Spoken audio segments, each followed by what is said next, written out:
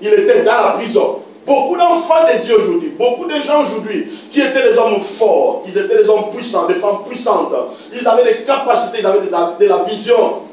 À cause des trahisons, à cause de beaucoup de choses, beaucoup de gens se sont retrouvés dans la prison. Il y a un jugement de l'ennemi dans leur vie. Mais la Bible déclare, pendant que Samson il était dans la prison, écoutez, pendant qu'il était dans la prison, la Bible déclare, cependant, ses cheveux de sa tête recommençaient à se développer ou à croître. Cependant, le cheveu de Samson recommençait à croître. Dans la prison, cela veut dire, Samson, il a cherché de la perfection. Vous comprenez? Parce qu'il avait cette tresse. Mais là, la Bible déclare, le cheveu, parce qu'on lui avait coupé tout. Mais le cheveu a commencé à pousser. Maintenant, Samson devait faire les choses, devait tresser ses cheveux, qu'elles soient comme elle était avant.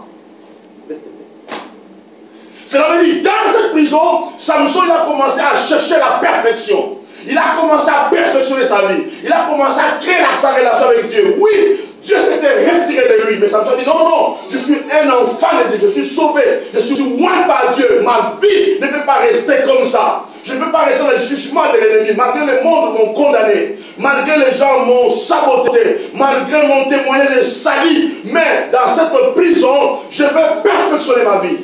Je dis à quelqu'un qui me suit de perfectionner sa vie, de retravailler sa vie. C'est possible de perfectionner sa vie avec Dieu. C'est possible de se repentir, quel que soit ton péché, quel que soit ce que tu as fait, mais tu peux te repentir pour retrouver ta force d'avant. Alléluia. Il a commencé à perfectionner, il a commencé à restaurer. Le cheveu a commencé à croître. Maintenant, regarde ce qui va se passer. Pendant que Samson a retrouvé sa relation avec Dieu, sa communion avec Dieu, son onction avec Dieu, sa force avec Dieu, la Bible dit ceci, on a fait sortir Samson de la prison. On a dit là-bas, il jouait, il dansait, mais il ne savait pas que Samson avait restauré sa vie. Ils ont dit maintenant, oh, allez maintenant, fais sortir Samson de la prison. Bien, écoutez-moi, l'onction, la communion que tu as développée avec Dieu, te sortira de la prison. Alléluia. Ta relation avec Dieu, ce que tu as fait, ta vie de prière, ta relation, ce que tu as développé avec Dieu, te sortira de la prison. C'est pour cela que je déclare ce matin que chacun de nous, que chaque personne qui nous suit, soit sorti de sa prison par le nom de Jésus-Christ. Parce que lorsqu'il venait m'écouter-moi, lorsque la foi prodigue avait pris conscience, il est retourné avec Dieu, il était sorti de la prison. Alléluia. Tu peux sortir de la prison. La Bible est là, ils ont fait sortir Samson de la prison. Or, en faisant ainsi, ces gens ne savaient pas, le prince de Philistins ne savait pas qu'ils avaient donné à Samson de la liberté. Alléluia. Qu'ils avaient donné à Samson de la liberté. Alléluia. Écoutez bien aimé, écoutez cette phrase. C'est dans le moment difficile qu'un vrai leader cultive la mentalité de vaincre. C'est dans le moment difficile qu'un vrai leader cultive la mentalité de vaincre. Bien écoutez-moi, il m'arrive que vous, moi, votre pasteur, je passe dans des choses, même spirituelles, compliquées. Tu sens vraiment qu'il y a des attaques. Tu sens vraiment que le diable se lève. Tu sens vraiment qu'il y a des gens qui te combattent sans raison. Tu sens qu'il y a des choses qui arrivent. Mais bien écoutez-moi, je développe la mentalité de vaincre. Parce que tu ne comprends pas. Mais pourquoi lui me combat? Pourquoi? Alléluia. Il dit parfois, je ne sais pas. Il m'arrive que j'entends les choses, que les gens font des complots contre moi. J'attends cela, j'écoute cela, je dis mais qu'est-ce que moi j'ai? Pourquoi les gens peuvent se comporter comme ça?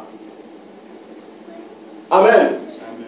J'attends quelqu'un me dit, tu sais pas, on t'a mis sur la liste rouge. Quelle liste rouge? Je dis, oh, je suis dans la liste, je suis dans les listes des Galiens. Alléluia. Ça c'est le diable bien-aimé. Mais dans tout ça, un leader développe la mentalité de vaincre. Mais la Bible dit ceci, lorsqu'on a fait sortir Samson, écoutez-moi ici. Lorsqu'il a fait sortir Samson, les gens regardaient Samson comme s'il jouait. Amen. Ils regardaient, ils ont oublié que Samson avait développé déjà toutes ses facultés. Il avait déjà retrouvé tout son état. Mais parfois dans la vie, on fait des choses, hein, les gens croient que tu joues.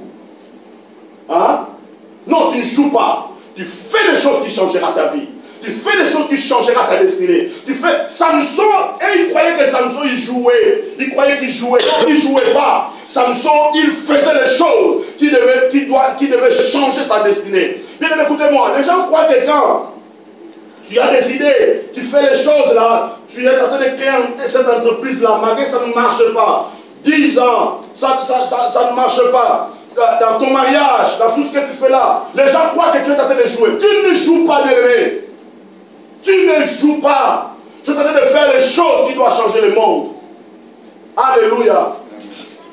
Le père de Bill Gates, lorsque Bill Gates avait pris l'initiative de se lancer dans la technologie, il croyait que ces gars jouaient, ces messieurs-là, leurs enfants jouaient. Or, leurs enfants, ils faisaient les choses qui devaient changer le monde. Alléluia. Il croyait que Samson jouait. Et dans cette chaos-là, dans ces choses-là, qu'est-ce qui va se passer? Écoutez-moi bien aimé. Là, je vais avancer pour aller terminer. Écoutez. Samson, il y avait un jeune garçon qui était à côté de lui. Bien aimé, écoutez-moi. Dans la vie, si tu veux réussir, il faut que tu puisses avoir toujours quelqu'un qui doit être fidèle à côté de toi. Il faut que toujours quelqu'un soit à côté de toi. Cette personne-là peut être ta femme, peut être ton mari, peut être ton collaborateur, peut être ton enfant spirituel, peut être ta fille spirituelle, peut être tes enfants. Ces gens-là doivent toujours être à côté de toi. C'est pour cela, bien aimé, la loyauté dans le ministère, la loyauté dans le mariage.